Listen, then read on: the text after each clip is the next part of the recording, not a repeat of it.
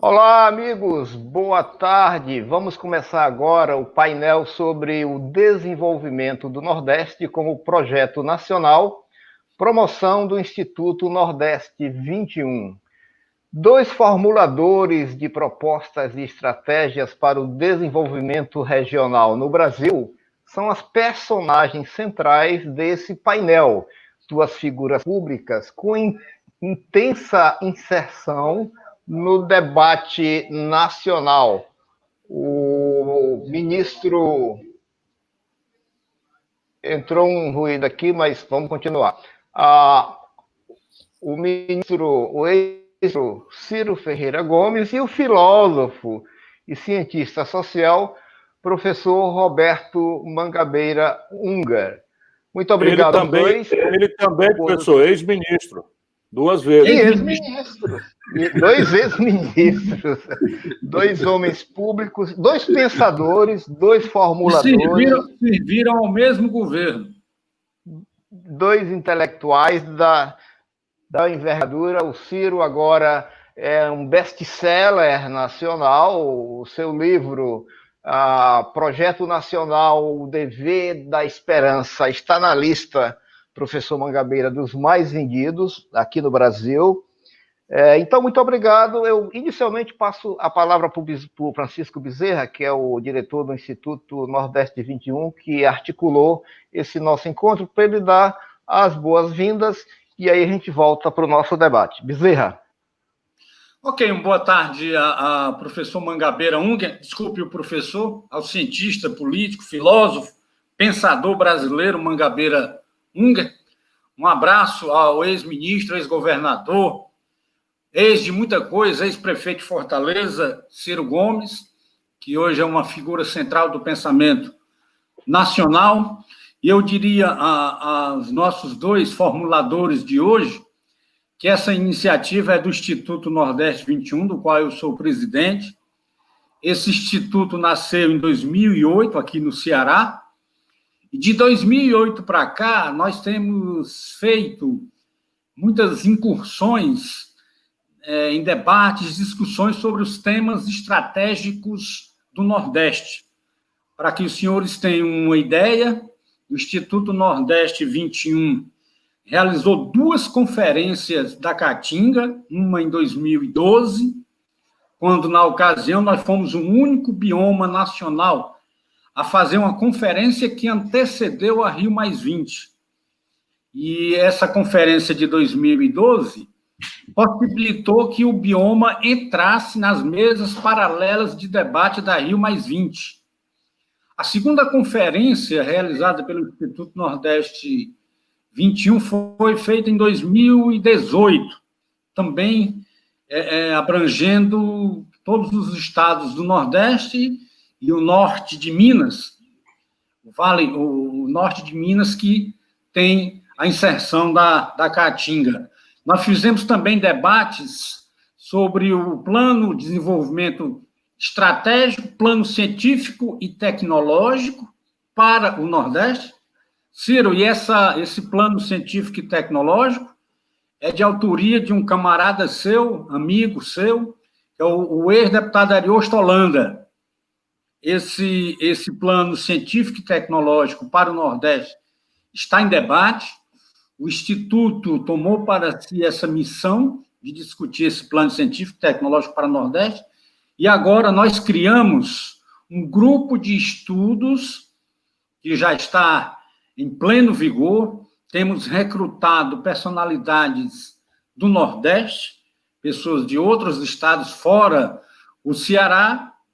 Aqui do Ceará nós temos figuras eminentes como o professor Luiz Sérgio, o pai do governador Eudoro Santana, o Ariosto Holanda, o Alencar, que foi diretor do Banco do Nordeste, Alberto Teixeira. Então, nós temos figuras de outros estados que estão nessa empreitada, que é discutir um projeto de desenvolvimento estratégico para o Nordeste pós-pandemia. E eu tive o luxo, o privilégio de conhecer de perto o projeto do Mangabeira Unger para o Nordeste, até porque em 2010 eu entrevistei em Brasília, fiquei conhecendo este projeto e também o Instituto, depois de algumas discussões com a própria academia, nós resolvemos que era hora de tirarmos, eu diria, um pouco do ostracismo esse projeto, que eu diria uma das coisas mais bem pensadas para a nossa região, e desde já, em nome do Instituto, eu agradeço a essas duas figuras exponenciais do pensamento político nacional e colocaria já a palavra para Mangabeira Unger, nosso cientista político, fazer uma apresentação deste importante projeto para o Nordeste brasileiro. A reinvenção do Brasil pelo Nordeste, esse é o nosso tema. Começo com pontos de partida. Primeiro, com respeito ao Brasil. O Brasil hoje resvala na mediocridade. Precisamos de novo projeto nacional. Projeto que aposte no empoderamento, em vez de apostar na cooptação. Que aposte na inteligência e no casamento da inteligência com a natureza, em vez de apostar nas riquezas fáceis da natureza bruta. E projeto que aposte na travessia para a economia do conhecimento, em vez de apostar na desindustrialização ou na indústria antiga e convencional. O segundo ponto de partida diz respeito à política regional. Para viver, para se efetuar, essa alternativa precisa ser traduzida na realidade das grandes regiões do país. Para isso, precisamos de novo modelo de política regional. Uma política regional que tenha por objetivo equipar os agentes existentes e permitir que construam, a partir das vantagens comparativas existentes, novas vantagens comparativas de cada região. E uma política regional que seja construída de baixo para cima pelas próprias regiões, em vez de ser imposta a elas pelo governo central. O grande instrumento desse novo modelo de política regional é a cooperação federativa, vertical entre os 3 níveis da federação, mas, sobretudo, horizontal entre os estados federados e entre os municípios. E o veículo jurídico mais importante para essa cooperação federativa horizontal são os consórcios interestaduais, que eu propus lá atrás há alguns anos, que foram adotados primeiro pela Amazônia, depois pelo Centro-Oeste, o Brasil Central, e agora pelo Nordeste. O terceiro ponto de partida tem a ver com o próprio Nordeste. Não há solução para o Brasil sem solução para o Nordeste, onde vivem 30% dos brasileiros. E não há solução para o Nordeste sem solução para o sertão. A preponderância do território nordestino, onde vive mais ou menos metade da população da região. Mas não é só pelo seu tamanho relativo, é pelas suas características específicas. No sertão, criou-se uma cultura única no Brasil, relativamente infensa às mazelas da escravatura em volta. O sertão criou uma cultura de homens e mulheres livres, ainda que pobres. com grande acúmulo de capital social, vínculos entre as pessoas, associativismo denso. Esta é a base para a transformação que agora é necessária. Entretanto, há muito tempo o Nordeste não tem projeto, desde a época de Celso Furtado. E o vazio da falta de projeto vem sendo ocupado por duas ilusões. A ilusão que eu tenho chamado a do São Paulismo, que é o fascínio com as grandes obras no litoral em regime de enclave, e a ilusão do pobrismo, cuidar dos pobres por políticas apenas compensatórias, que podem até lhe dar alguma ocupação, mas que não criam uma alternativa estrutural. Agora, no Nordeste, há uma onda de dinamismo empreendedor e cultural. Em todo o Nordeste, o que nós temos que fazer é pegar essa onda. E com isso chego à segunda parte da minha argumentação. O projeto produtivista, que eu quero exemplificar em três áreas: a política industrial, a política agrícola e a política educacional. São três projetos que criam condições para o soerguimento do Nordeste e permitiriam ao Nordeste abrir um caminho que sinalize rumo para o Brasil.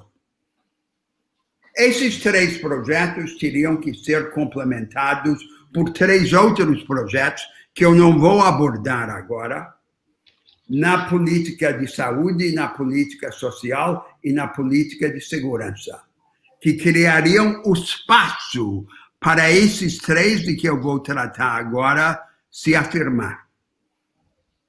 Na política industrial, nós não temos que criar destinatários ou agentes a partir do nada.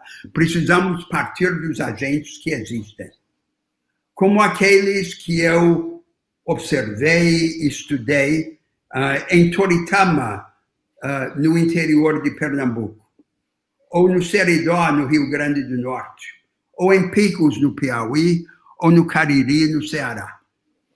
Uma imensa vitalidade empreendedora, desfalcada, desequipada dos instrumentos necessários.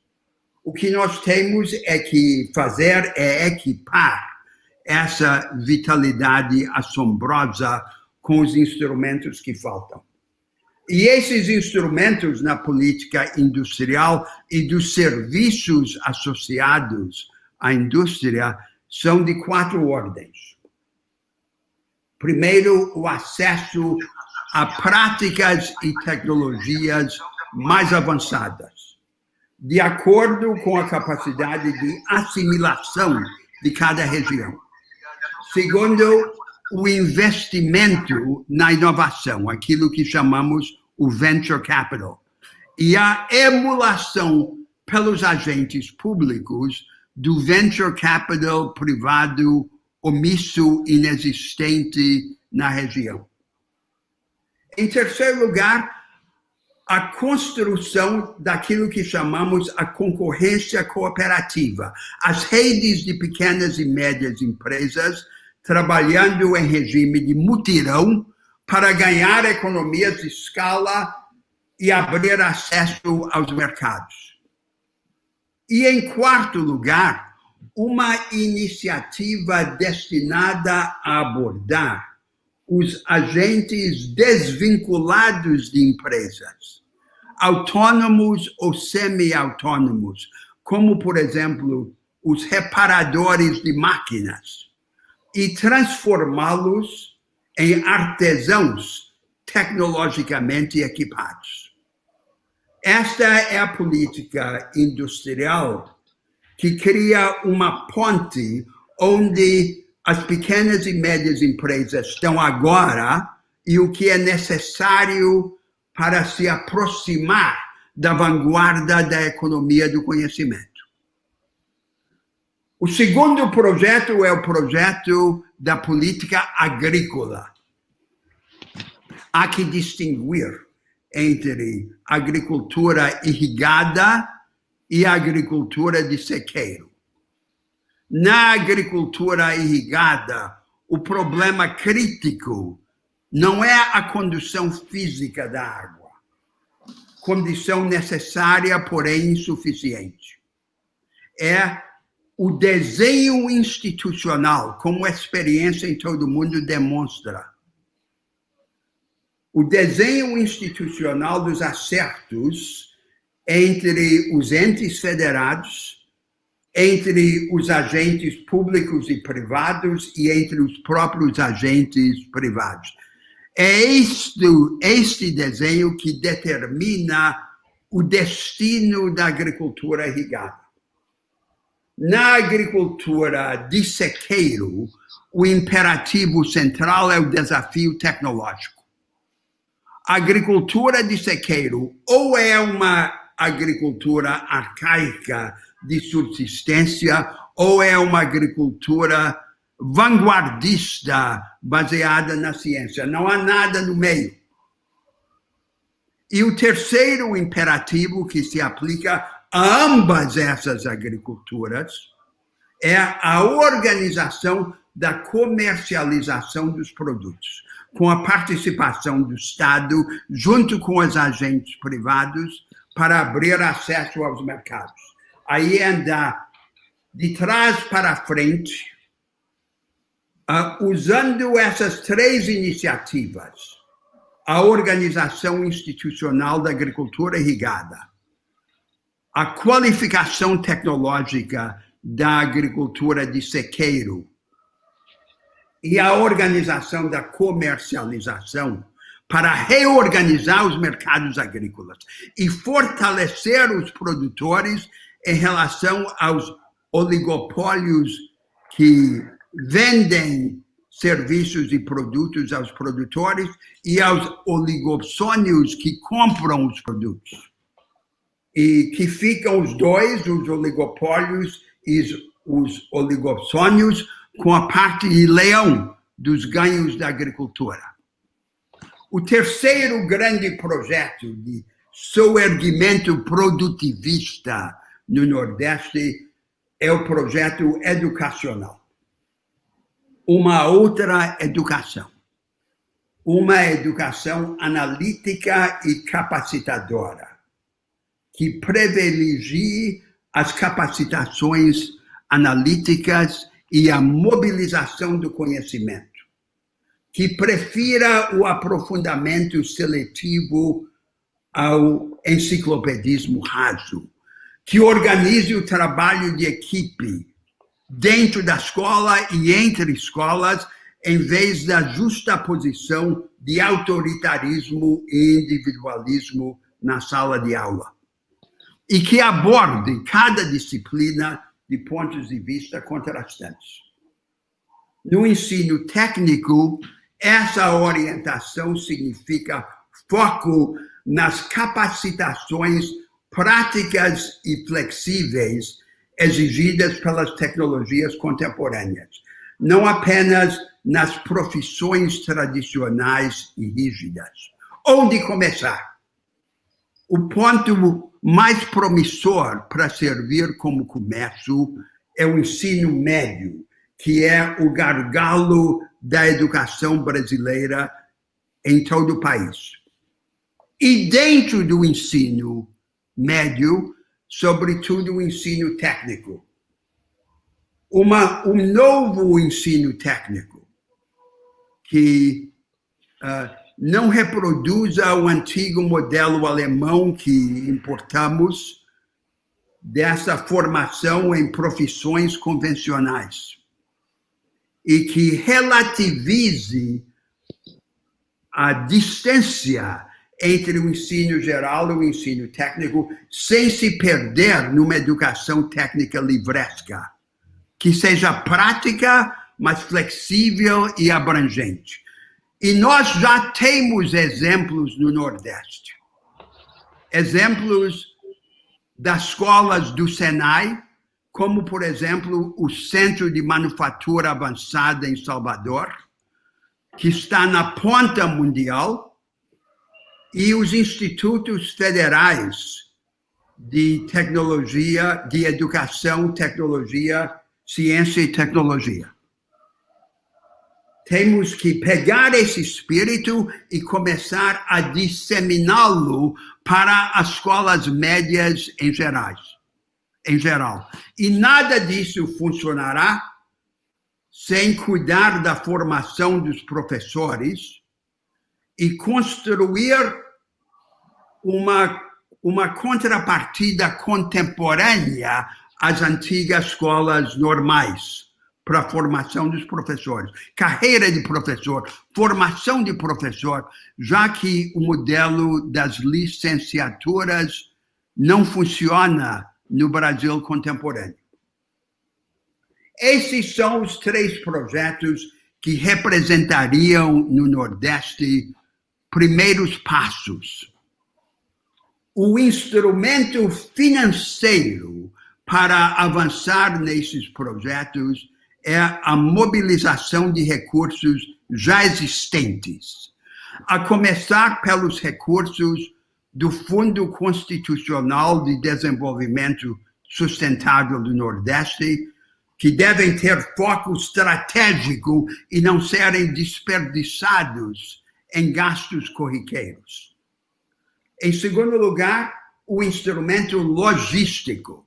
O Nordeste precisa ser unificado fisicamente, como o palco para esse soerguimento produtivista. De um lado, pelos eixos ferroviários, pela aviação regional e pela navegação de cabotagem, e de outro lado, por um grande projeto regional de estradas vicinais.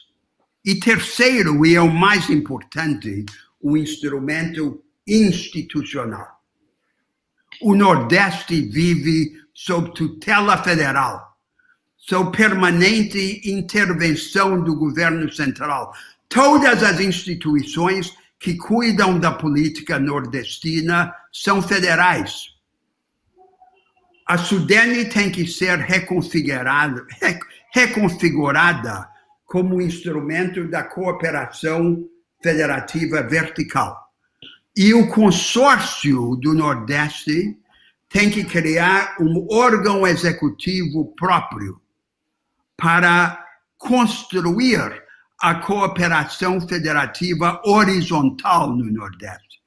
Um órgão enxuto que sirva como guarda-chuva de uma série de redes. Por exemplo, na política educacional, uma rede que cuide da formação do material pedagógico, outra que trate da formação do professorado e outra ainda que organize a relação entre o ensino presencial e o ensino à distância. Qual é a base social para essas iniciativas? Não pode ser apenas os pobres. Tem de ser também e sobretudo os emergentes e os batalhadores.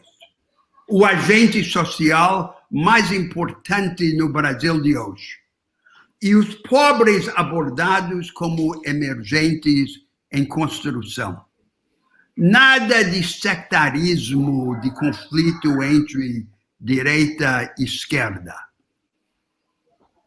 E a base espiritual dessa alternativa nordestina é o projeto do empoderamento. O ideal da grandeza compartilhada. Esse é o vento que sopra do sertão e que queima o rosto com o ardor da inconformidade. Ao Nordeste proponho o que o Nordeste faz com naturalidade. rebeldia. Ao se rebelar contra uma ordem que humilha os nordestinos e apequena o povo brasileiro, o Nordeste falará pelo Brasil.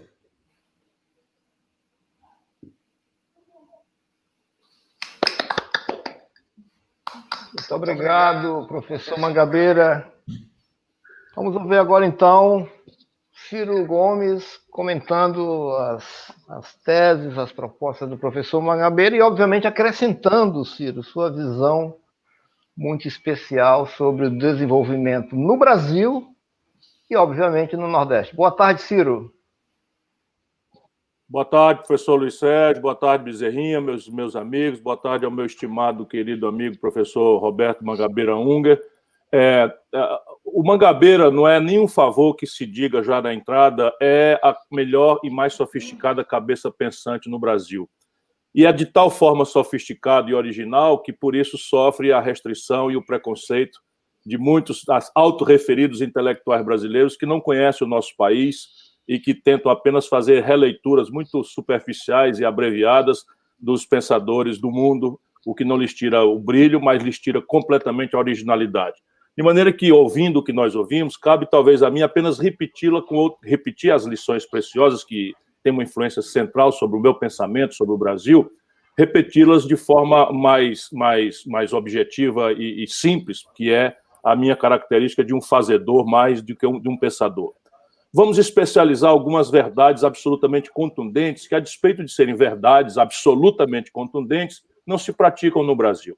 E não se praticam no Brasil por nenhuma quadra, nem de direita, nem de esquerda, nem de centro, olhando gelada e fria e objetivamente todas as experiências práticas que aconteceram no Brasil, da redemocratização para cá, porque a ditadura já não faria mesmo, na medida em que a concepção já era outra, completamente diferente. Não existe compreensão de desenvolvimento regional sem uma compreensão de desenvolvimento nacional. Isso é um truísmo, é uma bobagem que nós deveríamos dizer, mas a palavra Projeto Nacional de Desenvolvimento, a expressão palavra Projeto Nacional de Desenvolvimento, representa 3 conjuntos de conflitos nos quais nós estamos sendo derrotados, os brasileiros, por esmagadora, humilhante maioria.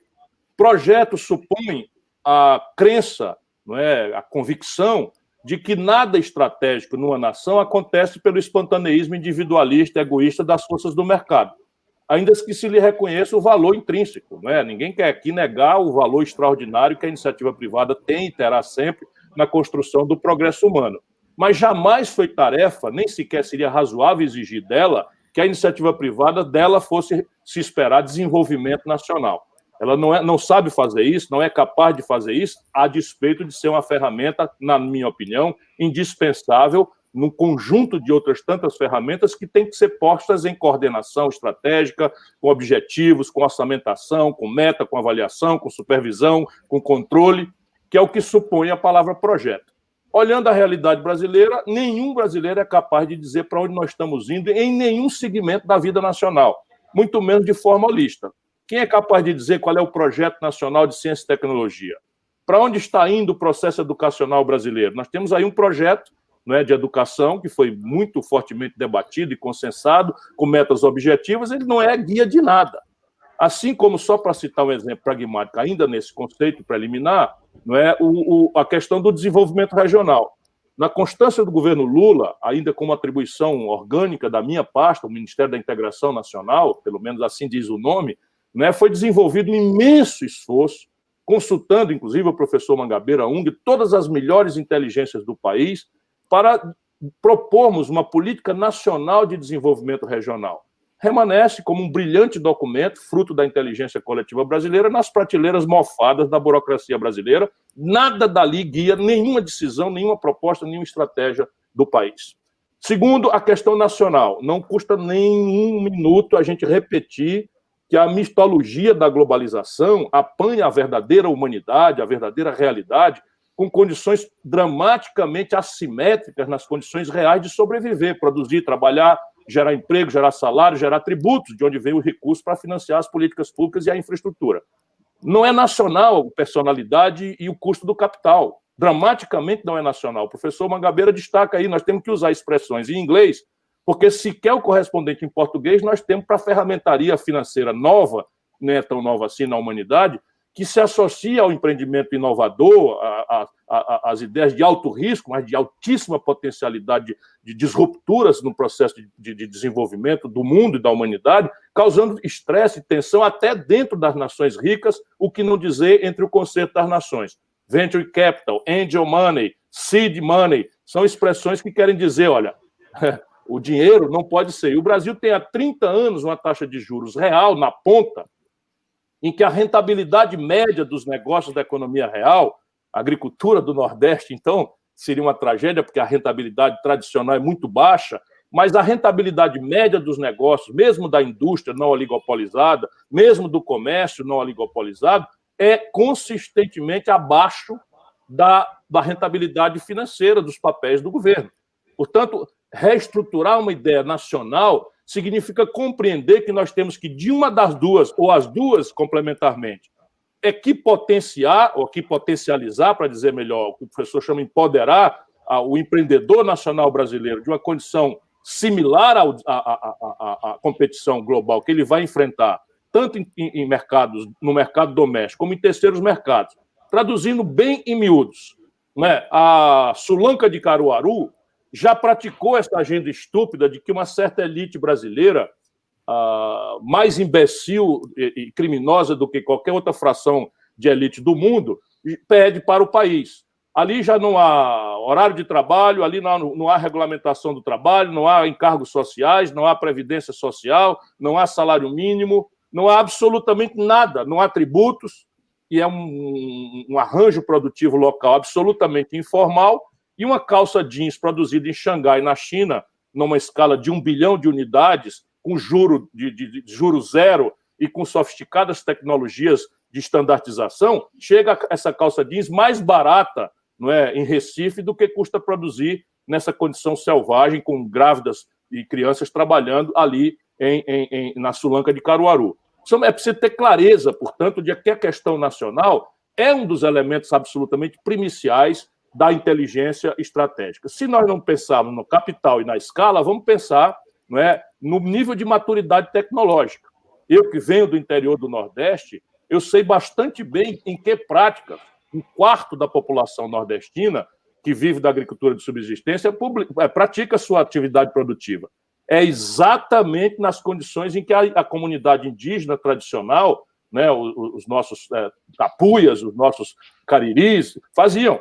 É a coivara, né, queima ali, a roça faz a queimada e planta caroço, sem compreender a produtividade intrínseca, por exemplo, só com o rudimento de uma semente selecionada, que nós já introduzimos no Ceará, mas que não é prática por regra no Nordeste, e espia para o céu, balançando o chocalho, dependendo da religião, ou rezando para São Pedro para vir a chuva. Chovendo, sai de tamanco matando lagarta para colher e morrer no subpreço, que não remunera sequer os custos de produção. No passado, e há um certo saudosismo nas pessoas que têm da minha idade para cima no Nordeste, essas coisas da baixíssima produtividade, do adensamento tecnológico rudimentar, se praticavam impunemente por uma circunstância simples. O preço do feijão comido em Sobral, no Ceará, era quanto custasse produzir 1 quilo de feijão meia légua fora de Sobral, mais o leite das crianças. Por quê? Porque não havia competição. Mas a facilitação dos transportes permite que o feijão do Paquistão chegue com manipulação de taxa de câmbio, com produtividade incrementada pela tecnologia e pela escala, mais barato em Sobral do que custa produzir meia légua fora de Sobral 1 quilo de feijão nas nossas tradições. E aí o velho sonho do boi, do algodão, etc. Olha, o algodão arbóreo era uma coisa absolutamente especial, porque ele era quase um subproduto da capoeira, né?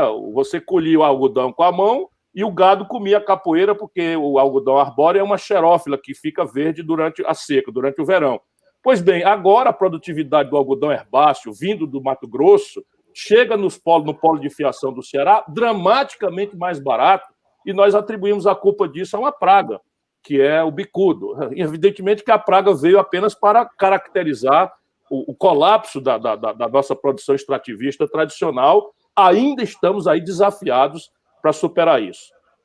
Terceiro fator, a questão do desenvolvimento. Desenvolvimento, professor Luiz Sérgio, meu caro Bezerra, não é consequência fatalista do acaso.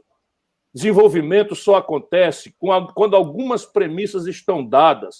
E a regra é que esse desenvolvimento, modernamente, é cada vez mais difícil pela rivalidade intrínseca, não é por qualquer tipo de paranoia. É que um país como o Brasil, com a escala potencial do nosso mercado doméstico, com as potencialidades já demonstradas do nosso viver histórico, um país como o Brasil, para entrar no conceito das nações desenvolvidas, só há muita cotovelada. Nós vamos disputar, nós vamos rivalizar mercado, tanto na defesa quanto no ataque, em qualquer segmento onde a gente queira ou tente ou estabeleça uma potencialidade de fazer. E aí, essa evidência, a elite nacional sucumbiu. É impressionante, são impressionantes os números, o professor Mangabeira conhece bastante bem, eu vou repetir para o nosso internauta, para o nosso espectador. O Brasil, em 1980, tinha 1/3 do seu PIB nacional industrial. Hoje cai de 10%.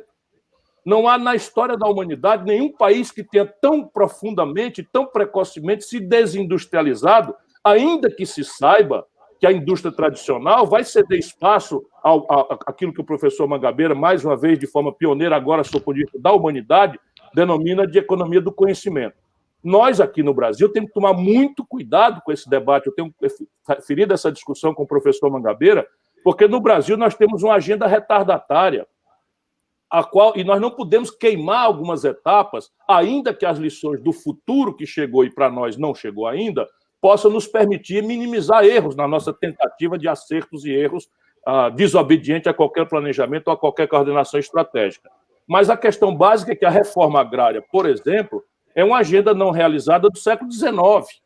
E o conceito já mudou e as cabeças que lutam pela reforma agrária no Brasil de forma mais proeminente se esquecem daquilo que aconteceu entre mentes da década de 50 para cá, que é o esmagador processo de comercialização que o professor Mangabeira já mencionou, que subtrai do pequeno qualquer capacidade de acessar cadeias de comercialização globais, por exemplo, e que morre na mão de atravessadores, destruindo como pode qualquer esperança de agregar valor num trato cultural, tipo, vamos lá, milho, feijão, espiando para o céu é a nossa tradicional. Mas vamos lá agora. O Brasil poderia, nós importamos, por exemplo, todos os nossos azeite de oliva, para dar um exemplo bem prático. Azeite de oliva é extraído, por regra, aquele que nós mais gostamos em Portugal e na Espanha, em áreas áridas. Não são áreas semiáridas, são áreas áridas, em que a água praticamente é muito mais rara, muito mais difícil, muito menos manejável do que para nós aqui. Pois bem, nós importamos todo o nosso azeite de oliva do estrangeiro, porque tem uma questão de tecnologia e de difusão para adaptar, não é, uma árvore, uma oliveira no nosso semiárido em processo de desertificação em alguns lugares. Essa era só a premissa, Projeto Nacional de Desenvolvimento, para situar. Agora vamos compreender esse Nordeste fragmentário, que é o que mais hoje me preocupa e que exige um olhar desse nível de sofisticação que o professor Mangabeira nos instiga a aperfeiçoar. Existe um Nordeste brasileiro, com um pedacinho do Norte, que nós estamos chamando de Matopiba. Matopiba são as primeiras sílabas de Maranhão, Tocantins, que é a região norte, Piauí e Bahia. Tirante o Tocantins, que é a região norte, o Maranhão, o Tocantins, o Maranhão, Piauí e a Bahia, nesse miolão aí, está se produzindo uma economia agrícola de altíssima repercussão em linhagem e competitividade. É a soja, que está chegando com muita força. E a grande questão aí é infraestrutura, é regularização fundiária, é a questão do zoneamento econômico e ecológico, porque esse fenômeno está acontecendo por um pulso migratório de gaúchos, de paranaenses, não é, que estão chegando e que vêm para cá e chegam e ocupam a terra do jeito que podem, que sabem fazer e estão começando a produzir.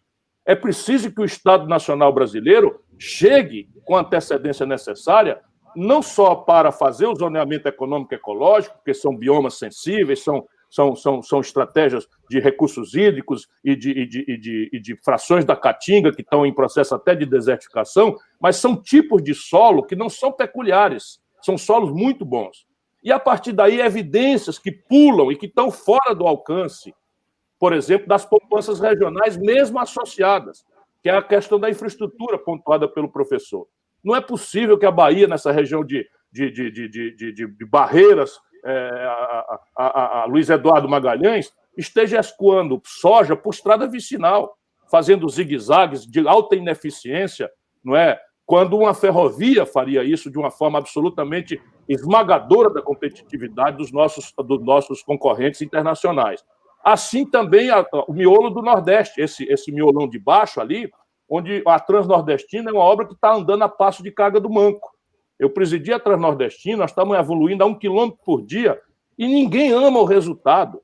Eu fiz o estudo de mercado em linha com essas concepções que o professor Mangabeira já muito brilhantemente resumiu e salta aos olhos, impressiona o gênio do Mangabeira, porque eu que tenho a possibilidade de ir ao território, né, estudar, é impressionante a quantidade de alternativas econômicas que existem fora da tradição, não é, centenária, milenar, não é, que nós herdamos das nossas comunidades indígenas, ali na área de influência da Transnordestina. Desde a gipsita em Araripina, que é gesso e os seus produtos derivados, a indústria cimenteira da Barbalha, que faliu porque não tinha como escoar cimento em carga de rodovia, mina de ferro, minério de ferro, tem ali uma mina extraordinária que não é viável sem ferrovia, e a explosiva potencialidade de uma agricultura, volto a dizer, de alta linhagem enriquecedora fora dessas tradições tradicionais.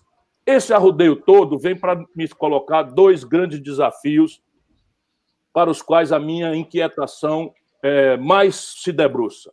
É esse desafio urbano, da superurbanização das megacidades, não é? Não é só mais São Luís, mas já Imperatriz, já não é mais só Fortaleza, é Juazeiro do Norte, explode Calcaia, em miséria, em Maracanaú, em desigualdade, não é só mais Recife, é toda Jaboatão dos Guararapes, não é Olinda e todos os constrangimentos, o entorno de Salvador, tudo isso traz para nós um desafio absolutamente grave de qualificar o capital humano e oportunizar para essa imensa multidão de jovens, não é, a condição de trabalhar e produzir.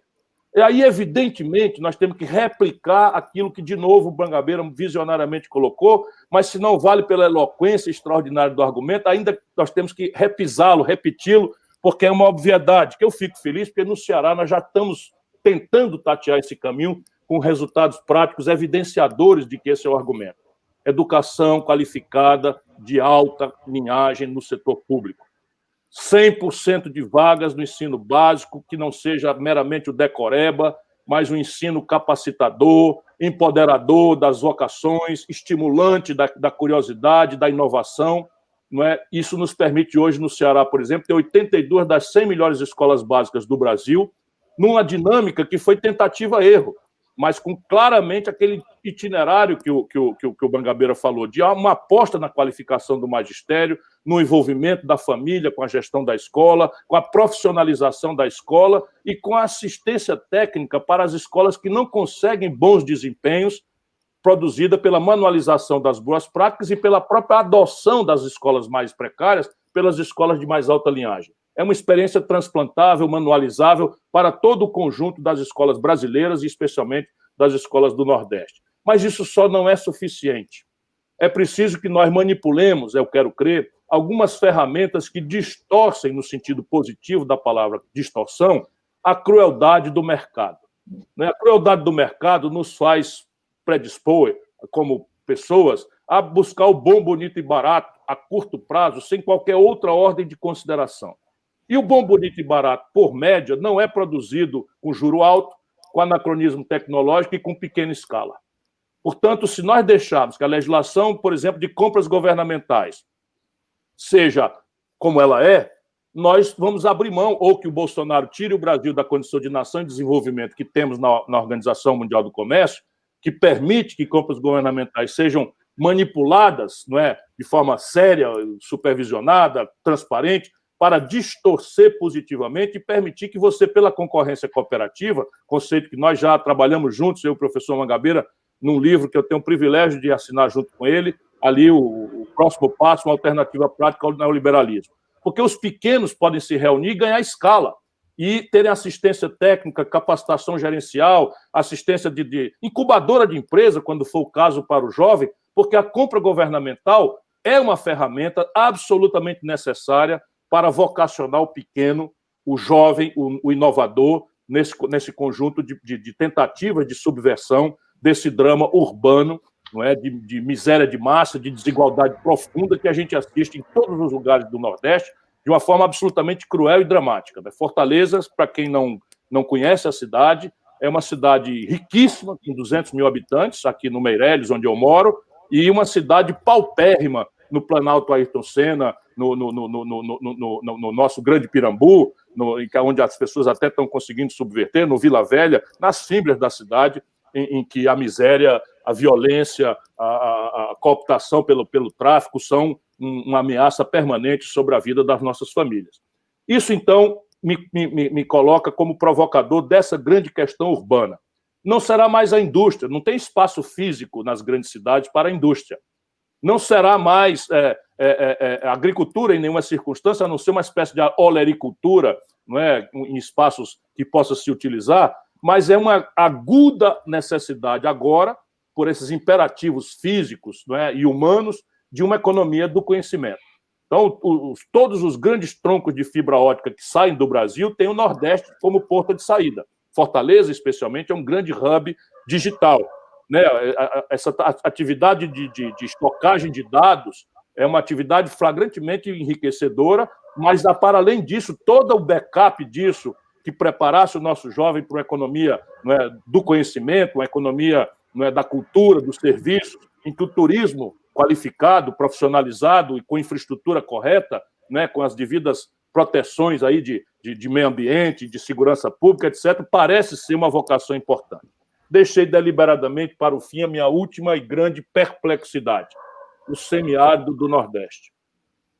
Eu já vi muita coisa boa acontecendo, já ajudei a acontecer muita coisa boa no semiárido do Nordeste. Experiência em Salgueiro que eu vi acontecendo, ao invés de matar o bode, a cabra e vender à força porque não tem como conservar, ou a conserva com sal grosso, né, depreciando essa carne, ali se organizou um conjunto de micro e pequenos empreendedores fazendo embutidos com base em carne de bode. Presunto, linguiça, enfim, esses embutidos que a gente usa para fazer sanduíche, que compra, que vem quase tudo do Sul, se desenvolveu ali. Apicultura, né, o mel, agregado com vitaminas, com outras questões, etc., eu também já vi acontecendo. Mas a escala populacional do semiárido do Nordeste me faz uma preocupação muito grave, porque nós somos a maior densidade demográfica de todos os semiáridos do mundo. E, a serem verdadeiros os números que eu mais intimamente conheço, o semiárido do Nordeste representa 1/4 da população do Nordeste e tira daí apenas 4% da riqueza do Nordeste.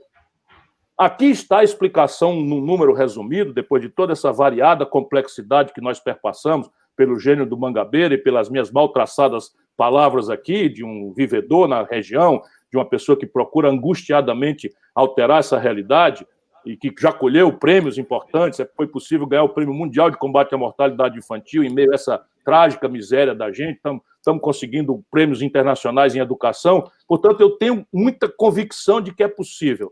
Mas o que fazer com 25% da população do Nordeste que vive de forma adensada no semiárido mais denso demograficamente do mundo, semiárido, e que consegue produzir apenas 4% da riqueza da região?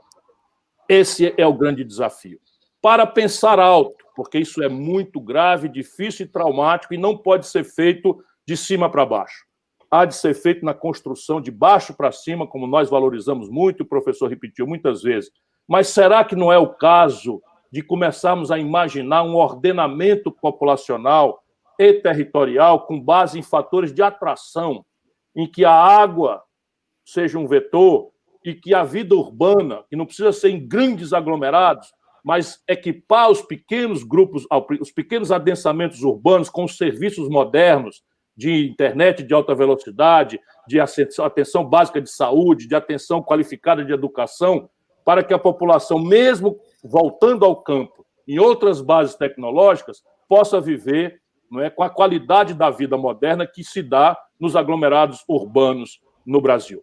É um pensamento alto que eu faço. Isso já está acontecendo de forma desordenada.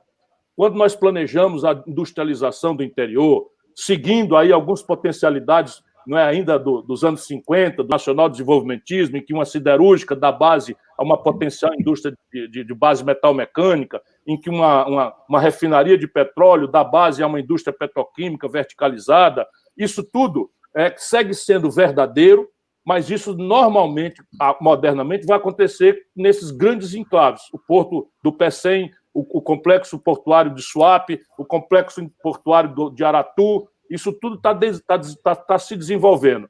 Mas o nosso povo, pobre mesmo, é o povo do sertão, e a este povo nós estamos desafiados a dar uma resposta mais grave e mais urgente. Sem o quê, não seremos dignos de sermos contemporâneos do mestre Mangabeira I.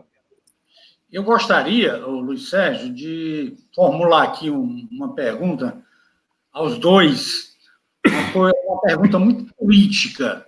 Eu perguntaria tanto a Mangabeira quanto ao Ciro Gomes qual é o papel ou a culpa da nossa elite política e financeira do Nordeste para que nós não sejamos uma região desenvolvida ou que nós sejamos uma região subdesenvolvida.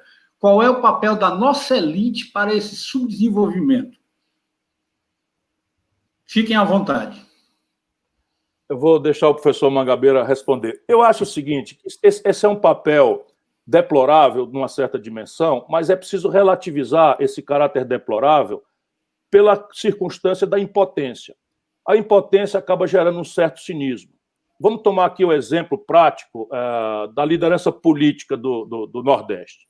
A liderança política do Nordeste replica, eu não conheço exceção, a denúncia da discriminação, a denúncia do abandono, formula difusamente uma reivindicação por uma superação do atraso, etc, etc, etc.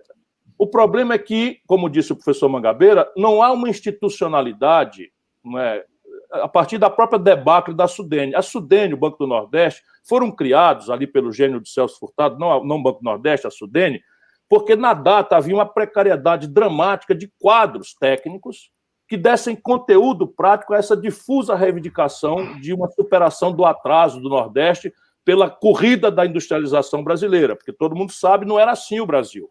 O que produziu esse descompasso profundo foi a ilusão nacional desenvolvimentista de que, ao se fazer uma indústria de base no Sudeste brasileiro, a meio caminho do Sul e do Nordeste, não é? Como era estatal, se garantiria esse insumo de indústria de base com preço CIF uniforme para o Brasil inteiro.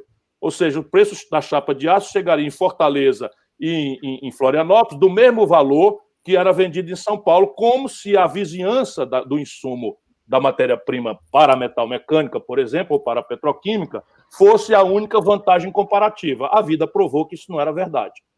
E o que aconteceu é que 42% da produção industrial do Brasil concentra-se hoje ainda em 3 estados, São Paulo, Rio e Minas Gerais. Se nós colocarmos o Rio Grande do Sul, nós vamos para 75% da produção industrial. E a produção industrial anuncia um emprego novo. Qual é o emprego novo? É um emprego com carteira assinada, com férias, com 13º salário, que a condição semi-escrava da agricultura em decadência do interior do Nordeste mandou dizer que existia. O resultado foi o pau de arara, e a pau de arara, não a tortura dos ídolos do Bolsonaro, mas o pau de arara, né, o caminhão coberto de uma lona para descer ali em São Paulo, atrás do Eldorado, do emprego com carteira assinada. De lá para cá, o queixume não se traduziu, e a Sudene foi criada para criar um corpo técnico, uma imaginação, e para isso, para além disso, havia ali uma ferramentaria de renúncias fiscais, e nós temos que comentar um pouco essa questão do sistema tributário, com um sistema de cobrança do tributo sobre consumo de forma prevalente, em que o crédito, na origem, acaba transferindo renda dos estados meramente consumidores para os estados mais ricos, num verdadeiro Robin Hood às avessas. Portanto, se há uma responsabilidade nas elites, ela é pela incapacidade de traduzir o queixume geral em ferramentaria prática, em desenhos institucionais audaciosos, né? E numa vassalagem doída ao poder central, qualquer que seja ele. Né? Você veja aí qual pedaço dos políticos do Nordeste dizem amém a todos os governos, quaisquer que sejam eles. Vou responder a pergunta tomando um passo atrás. Então, primeiro, está emergindo no mundo um novo debate a respeito do desenvolvimento, que ainda não ressoa no Brasil. O debate é o seguinte: a teoria clássica do desenvolvimento no final do século XX pregava um atalho para o crescimento econômico. O atalho era a industrialização convencional, como a indústria que se instaurou no sudeste do país, sobretudo em São Paulo, em meados do século passado. Por várias razões, essa antiga vanguarda não mais funciona como atalho ao crescimento. É o resquício de uma vanguarda superada ou é satélite de uma nova vanguarda, que é a economia do conhecimento. Qual seria a alternativa? A alternativa não existe, porque a alternativa seria uma forma inclusiva da economia do conhecimento, densa em tecnologia e ciência e vocacionada à inovação permanente. Onde a economia do conhecimento existe no mundo, ela existe na forma de franjas excludentes, que excluem a grande maioria dos trabalhadores e das empresas. Aí chegamos ao Brasil. Um dos nossos problemas mais básicos é o colonialismo mental. Nós ficamos aguardando a próxima onda no mundo para surfar nessa onda. E não nos imaginamos capazes de andar na frente.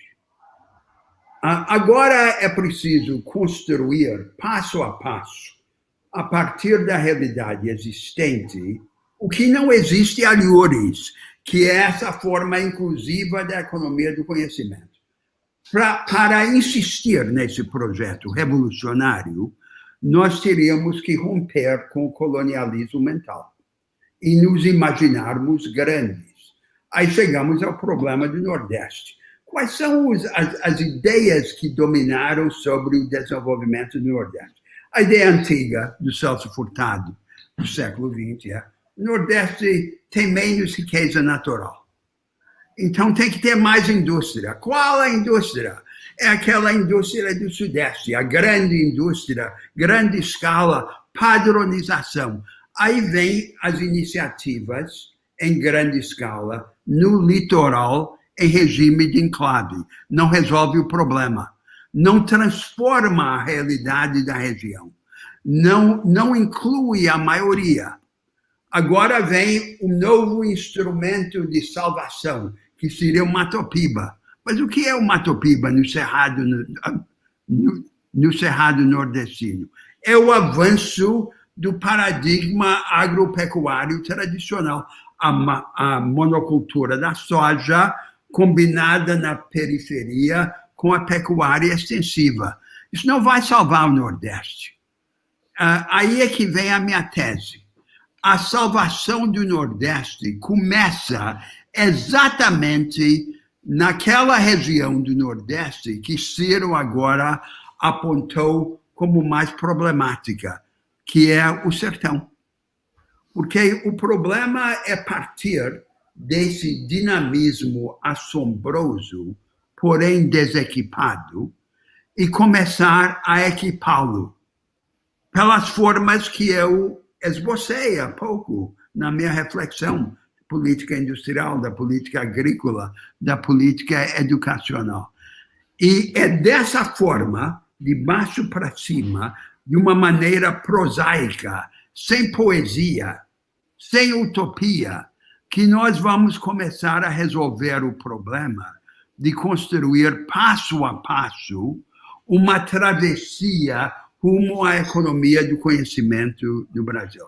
E eu sustento que o Nordeste está pronto, porque o Nordeste tem o recurso mais importante, que é essa disposição para a rebeldia, essa vitalidade assombrosa, anárquica, cega, sem instrumentos. Agora nós temos que vir ao encontro dela e lhe prover de braços, asas e olhos. E é assim que o Nordeste vai apontar caminho para o Brasil. Amigos, como última rodada, já que nós já estamos aqui atingindo a meta de 1 hora de conversa, eu deixo aberto um diálogo entre o Ciro Gomes e o Mangabeira Unger. Gostaria de um diálogo final entre vocês dois. Eu vou só pedir, porque já conversamos muito e assim tenho esse privilégio de ser amigo do professor. Estou até com o padre, não porque ele me escolheu de padrinho, mas porque o Gabriel, filho dele, me escolheu quando se converteu ao catolicismo. Eu tenho muito orgulho disso, porque o Gabriel é um gênio, filho de 2 gênios. A Tamara, a mulher do Mangabeira, também era uma querida amiga e não está mais entre nós. Enfim, professor, eu fico muito amedrontado. Outro dia fiz a professora Tânia Bacelar também repisar isso, quando a gente relativiza, debatendo o Nordeste, a questão da indústria tradicional. Claro que eu percebo com muita contundência aquilo que é a sua ideia, apenas eu quero que fique mais claro ainda. A mim me parece, como eu estava dizendo, que o Brasil, e entre nós mais atrasados no Brasil, isso não é só o Nordeste brasileiro, o fundão da Amazônia, não é? A metade sul do Rio Grande do Sul é a região que mais gravemente regride em termos econômicos, do ponto de vista regionais, e o Brasil não sabe disso. Como o Brasil não sabe que a renda per capita do Brasil Central, o nosso Centro-Oeste, já é maior do que a renda per capita do Sudeste, embora ali haja um gravíssimo drama de infraestrutura e de concentração de renda e de alta mecanização de uma agricultura de precisão, que também exclui pessoas enfim. Mas, focando de volta na questão do Brasil, olhando do ponto de vista do Nordeste, que é o nosso tema hoje, eu acho que nós temos uma questão do século XIX, que é a educação e a reforma agrária, pisamos bastante firme nisso daí, mas temos uma questão do século XX que nós não podemos abrir mão ainda, que é a indústria. Então, veja, claro que uma concepção de uma siderúrgica, como nós conseguimos fazer no Ceará recentemente... No tráfego, na rede, eu acho que houve agora... Fica no enclave... Professor, seu microfone está ligado. O professor Luiz Sérgio. Perfeito. Então, ela fica no enclave, no complexo portuário do Pecém, no enclave, dentro do enclave, porque está numa ZPE, numa zona de processamento de exportação, que só pode internar 20% da sua produção e tende a fazer um enclave, é correto. Mas dali é possível que você, por exemplo, lembrando que a China dominou, a essa altura do campeonato, 20% do mercado de aços planos brasileiros, parece haver uma margem para uma indústria metal-mecânica.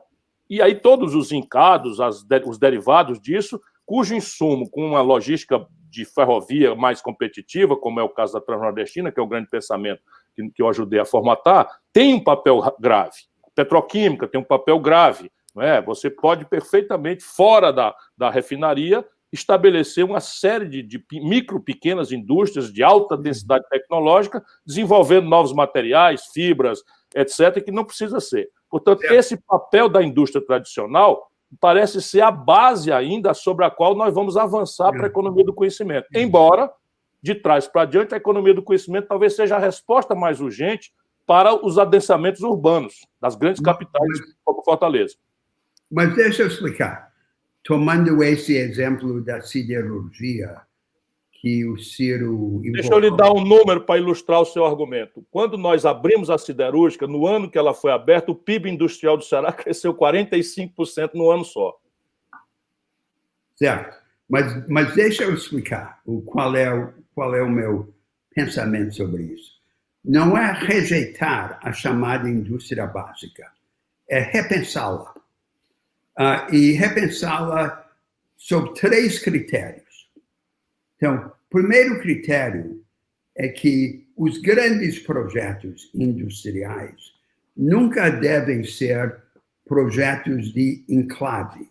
Devem ser desenhados e instaurados, tendo em vista o efeito multiplicador sobre a região em volta. As cadeias produtivas intermediárias. Não adianta criar uma espécie de ilha que poderia sair da lista em Hong Kong ou no interior da China. Segundo, o critério para o investimento em grande escala nunca pode ser apenas a existência de trabalho mais barato. Tem que ser mais do que isso. Tem que ser o potencial de construir novas vantagens comparativas. O Nordeste pode ser a China brasileira, mas eu quero que seja a China no bom sentido, não no mau sentido. A China no mau sentido é um manancial de trabalho barato. É uma China que está deixando de existir. A China, no bom sentido, é uma usina de engenho e dinamismo, de inovação. Aí vem o terceiro ponto. A natureza dessa chamada indústria básica está mudando. Vamos tomar o exemplo da siderurgia, que você, Ciro, apontou há pouco. Nós ainda construímos muito aço básico, não transformado, padronizado. A China está nos mini-mills, está nas pequenas usinas, produzindo aços especializados. A consequência estrutural dessa mudança tecnológica é relativizar o contraste entre a grande indústria em regime de enclave e o resto da economia, entre a vanguarda e a retaguarda. É facilitar a ponte. E é isso que eu quero. Não é a rejeição da indústria, é a reinvenção da indústria. Então, o que seria trágico para nós é nós nos perdermos num sonho stalinista de meados do século XX. Isso não vai resolver o nosso problema. Nós temos que estar na frente. Nós temos que estar na ponta. Temos que rejeitar a ideia falsa de que há etapas de evolução e que nós temos que esperar na fila. Não podemos estar na vanguarda sem antes estar na retaguarda. Vamos aguardar a nossa vez. E daqui a 100 anos vamos chegar lá. Daqui a 100 anos, a vanguarda vai estar em outro lugar e nós ainda vamos estar na retaguarda. Então, voltamos a um problema que é menos econômico do que espiritual. A nossa ideia é que nós não somos grandes, nós somos pequenos. Então, nós temos que aguardar para ver o que vai dar certo no mundo e aí nós vamos surfar na onda. Nós não podemos criar a onda. E a minha ideia é a ideia contrastante. A onda vem de nós. Nós é que imaginamos a onda. E a onda começa no Nordeste, na Amazônia, no Centro-Oeste. Em cada uma dessas grandes regiões do Brasil, uma nova chance de o Brasil se reinventar. Essa é a concepção. Antes de nos engrandecermos, temos de nos imaginar grandes. Luiz Sérgio, eu não gostaria de deixar essa oportunidade passar, até porque eu tinha um amigo particular, um amigo querido, e era amigo também do Ciro, que era o saudoso jornalista Paulo Henrique Amorim. Das muitas vezes que ele veio a Fortaleza, nós tivemos a oportunidade de longas conversas, e numa dessas conversas, o Paulo Henrique, que é carioca, filho de baiano, e residia em São Paulo. Ele me disse: Bezerrinha, existe uma coisa sobre o Nordeste que eu vou lhe dizer. Apesar de toda a arrogância e a prepotência da academia paulista, eles nunca produziram um nome de trânsito mundial como o Nordeste. Citou 3 grandes nomes que eu também colocaria nesse panteão: Josué de Castro, Celso Furtado e Paulo Freire. E eu perguntaria tanto ao Ciro quanto ao Mangabeira qual é o resgate que devemos fazer da obra intelectual de Celso Furtado, que esse ano completaria 100 anos. Ele que nasceu lá na Paraíba, em Pombal, no dia 26 de julho de 1920. Qual a importância do pensamento furtadiano para alicerçarmos o Nordeste como sendo uma grande região para o Brasil?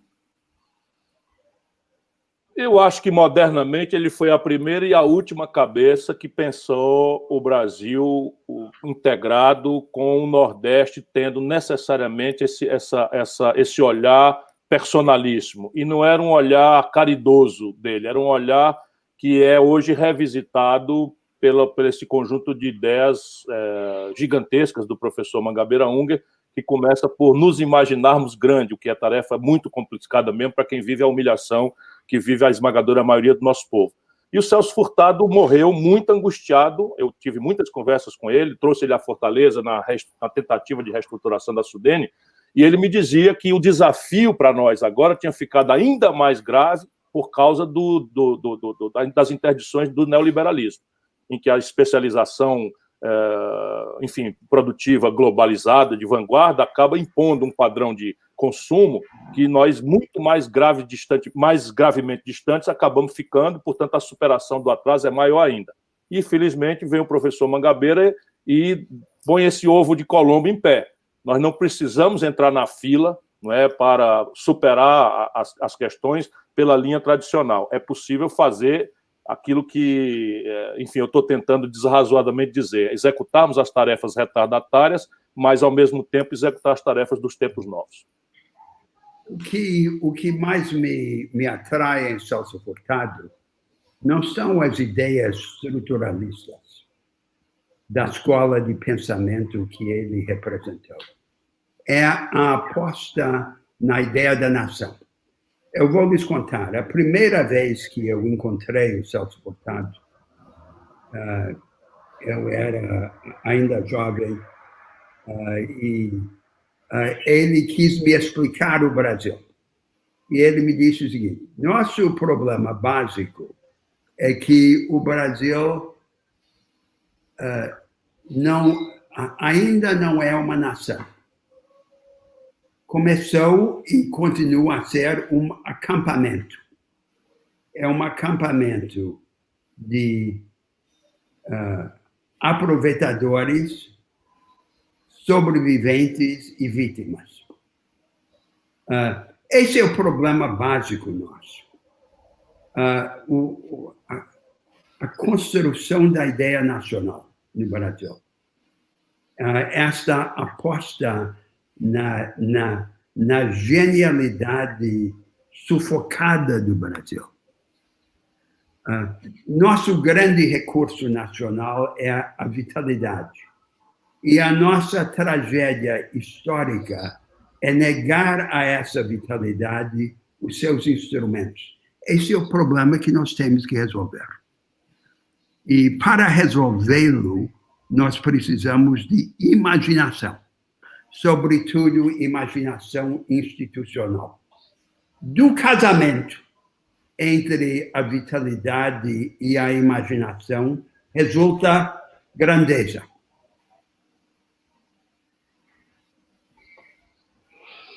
Muito bem, prezados amigos, nós vamos encerrar nossa excelente conversa.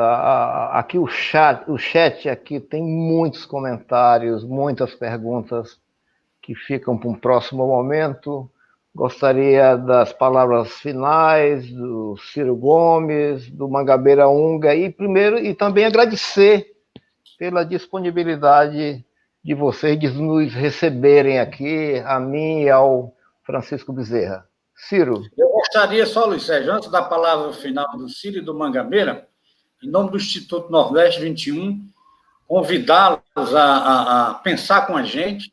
Nossa intenção é agregar as grandes cabeças pensantes dessa região para construirmos esse projeto de região que nós sonhamos.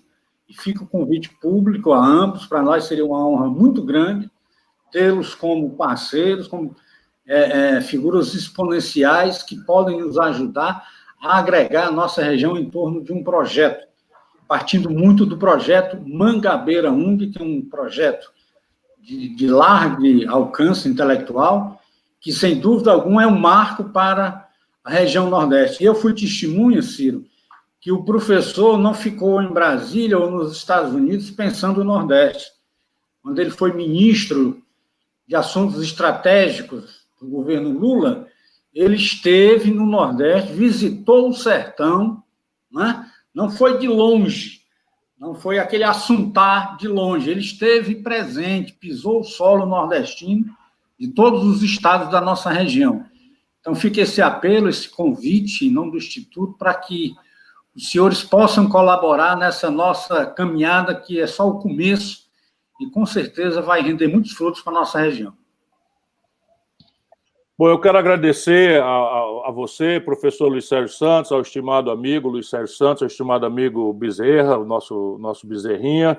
Um privilégio, mais uma vez, de trocar ideias com esse homem extraordinário que a humanidade brasileira produziu, o professor Mangabeira Unger. Todos sabem, o Mangabeira Unger tem sangue de nordestino, sangue de baiano, né, da veia, e é um inquieto com a vida nacional e transforma a sua inquietação numa fecundíssima usina de produção de projetos, propostas e ideias. A minha tarefa, nesse momento, é tentar recolher isso, as melhores ideias, as melhores inteligências, os melhores pensamentos, dar voz a esses pensamentos para que nós, brasileiros, entendamos que o mau momento que nós estamos passando é só uma doença, não é o nosso destino. E, certamente, com esse conjunto de ideias e com a ideia de que o Brasil tem outro destino que não o sofrimento, a humilhação, a violência e a discriminação, nós ainda vamos comemorar na nossa geração o Brasil ser a grande civilização que o mundo admira. Um grande poeta alemão, Friedrich Hölderlin, escreveu que quem pensa com mais profundidade ama o que tem mais vida. Por esse critério, o Brasil é um país amável. E antes de imaginá-lo, temos que amá-lo. É isto que vai nos levar para frente. Agradeço a todos essa oportunidade. Muito obrigado a todos, amigos. Obrigado, estou muito feliz com isso. Ciro, Mangabeira, Bezerra, até a próxima e sucesso aí nos nossos projetos. Até logo, obrigado. Um grande abraço, estaremos sempre juntos. Obrigado.